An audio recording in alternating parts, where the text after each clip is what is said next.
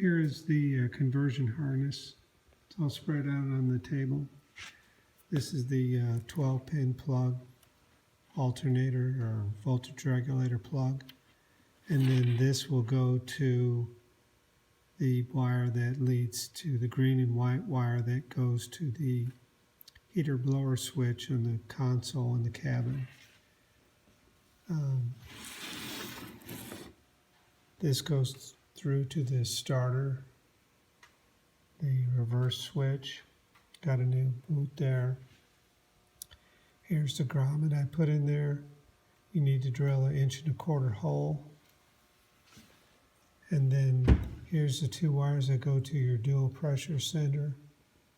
This is for the oil pressure switch, which is usually labeled WK. And then this is the pressure sender for the oil pressure gauge, which is this wire here from the up in the relay board. Here's your alternator branch here, and all the connections are marked. And then this goes to your distributor here. The points right there, it's marked. And then I included an extra spare 12 volts that is available here. And then this terminates at this weather pack connector that plugs into, here is the connections we need for the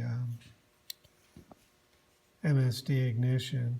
And then here's also the spare 12 volts if you need that to switch a relay. Here's the breakout plug here that I made. It's also got the spare 12 volts for, say, if you had a igniter hooked up to it, then coil plus and coil minus, you would want to use a ballast resistor with the MSD blaster coil.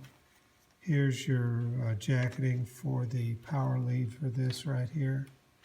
Now I'm going to get into a little detail on the 12-pin connector and all the wires here. Again, this is your oil pressure sender wire.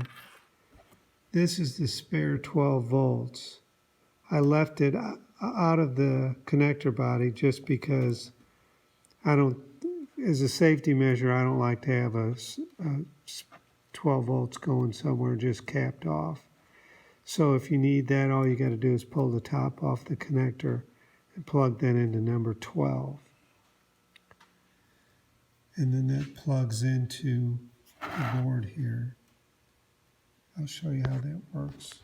Okay, here's the engine harness plugged into a relay board. Make very sure that you've got this plug in here correct. It's possible to get it one row off and fry the harness. I know from experience. Very early on I did that. This is straightforward. That's your voltage regulator plug. And then you're going to pull wire number out of number 9, which is the green and white wire. And then it's a female connector, and I soldered a male connector on the other end. And then you can use a piece of heat shrink that I included with the kit. Now in the future, if you ever wanted to, if you could pull that from number 9 all the way up to number 6, then you could run this into pin number 3. That's in the instructions. That's the way. Pin 3 to pin 6 is just a straight shot.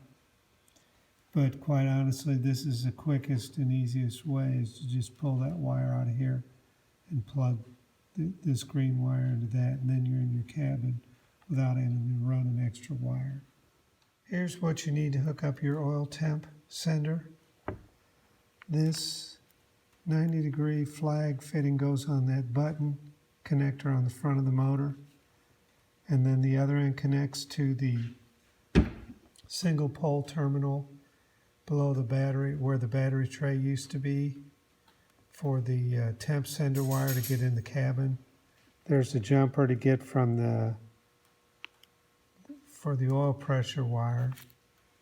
There is a female connector if you ever wanted to redo the way that I've configured your pressure sender wire. And then there is a piece of heat shrink tubing to insulate that special connection inside the relay board or relay cover.